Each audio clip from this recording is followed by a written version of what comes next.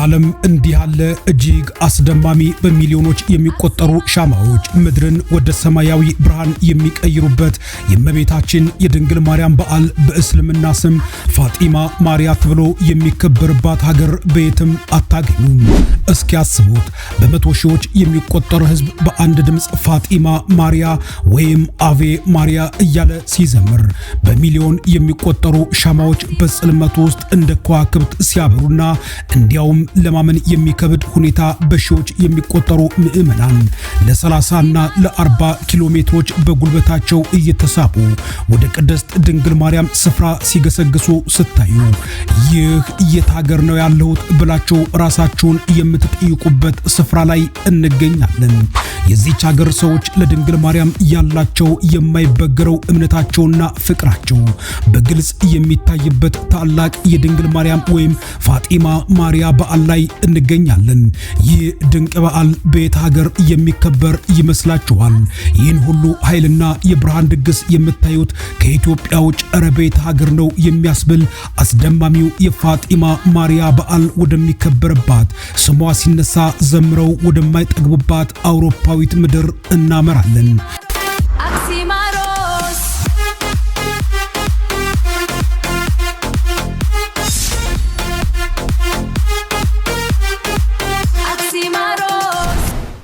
ይህ ዓለምን ያስገረመውና ለማመን የሚከብደው አስደናቂው ፋጢማ ማርያ ተብሎ የሚጠራው በዓል የሚከበረው በአውሮፓ ምዕራባዊ ጫፍ በምትገኘውና የሰላም ከተማ በምትባለው ፋጢማ መንደር ፖርቹጋል ነው።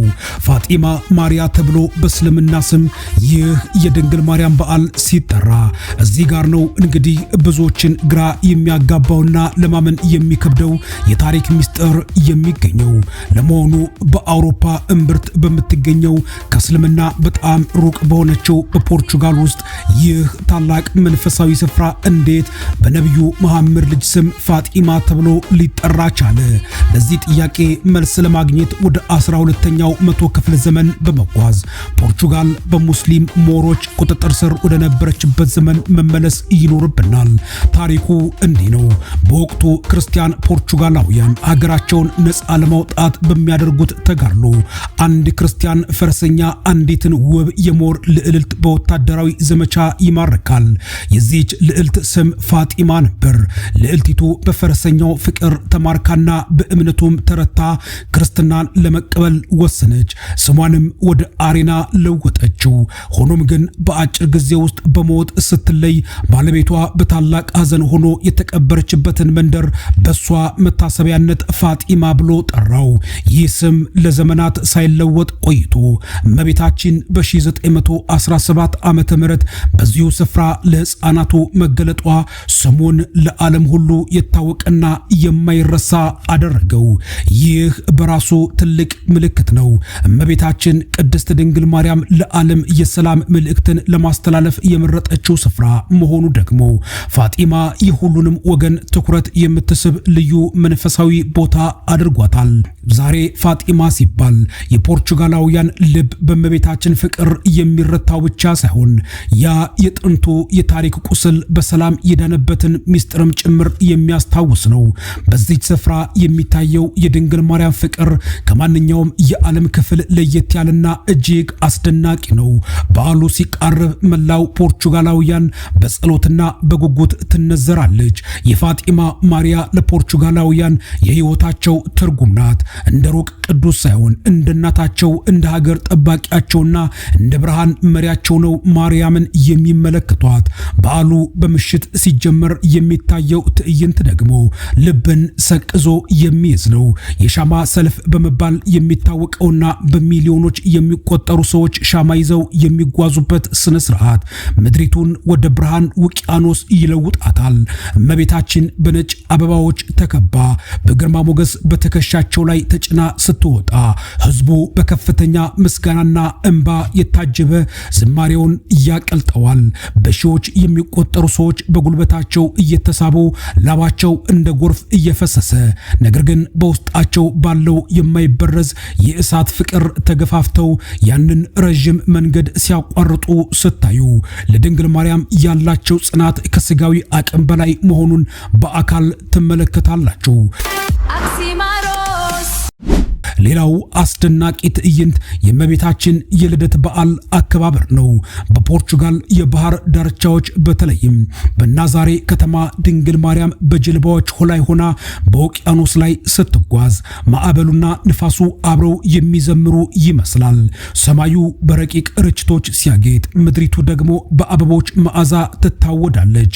ይህ ትዕይንት ለማመን የሚከብድና በቃላት ሊገለጽ የማይችል የእምነት ቁንጮ ነው። ይህ ታላቅ የእመቤታችን ምስል ወደ ቤተ መቅደሱ ሲመለስ የሚታየው ሽኝት ደግሞ ልብን የሚነካ ነው።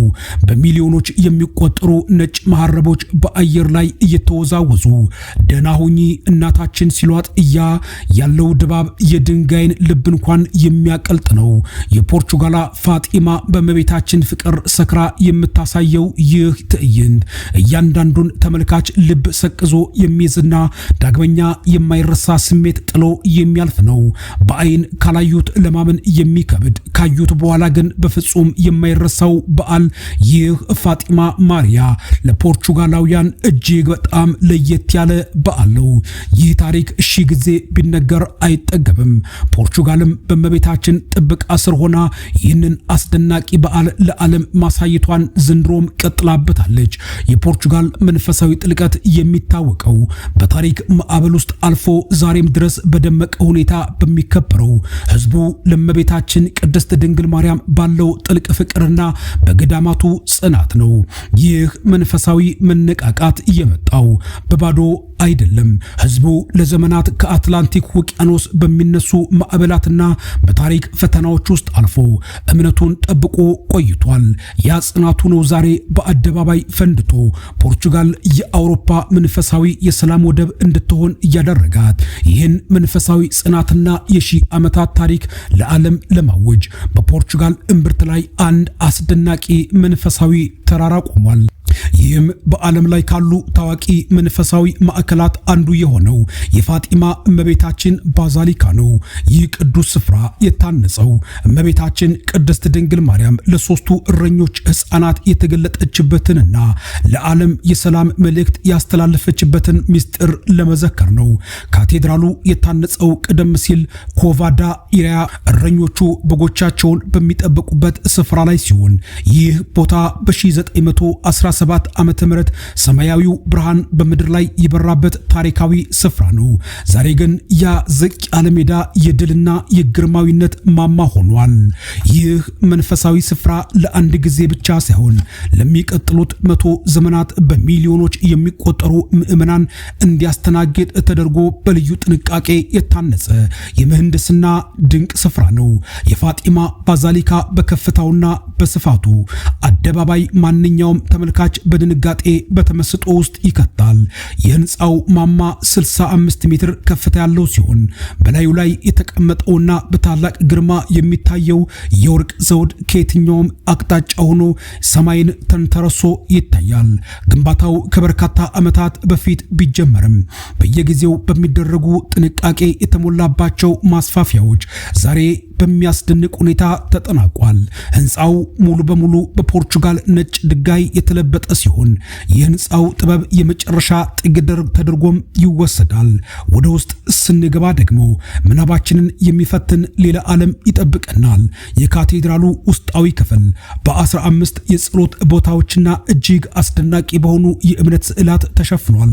ይህ ስፍራ በሚሊዮኖች የሚቆጠሩ ምዕመናን በጉልበታቸው እየተሳቡ የሚገቡበትና የልባቸውን ሸክም የሚያራግፉበት ልዩ ዓለም ነው። ባዛሊካው ከውጭ ሲታይ ግርማዊነትና የቅድስና መንፈስን የሚያላብስ ሲሆን በውስጥ የሚገኙት የእብነ በረድ ስራዎችና የወርቅ ቅብ ዘንጎች የሰማያዊውን መንግስት ክብር በምድር ላይ የሚያሳዩ ይመስላሉ። ውድ የአክሲማሮስ ቲቪ ቤተሰቦች በአውሮፓ በምትገኘው በፖርቹጋል መንደር በክርስቲያኖ ሮላንዶ ሀገር የእመቤታችን የቅድስት ድንግል ማርያም በዓልና መገለጥን አስመልክቶ ሁሌ በየዓመቱ በግንቦት ወር የሚከበረውን ይህን የእመቤታችንን በዓል የሚያስቃኝ ዝግጅት ነበር ያቀረብኩላችሁ።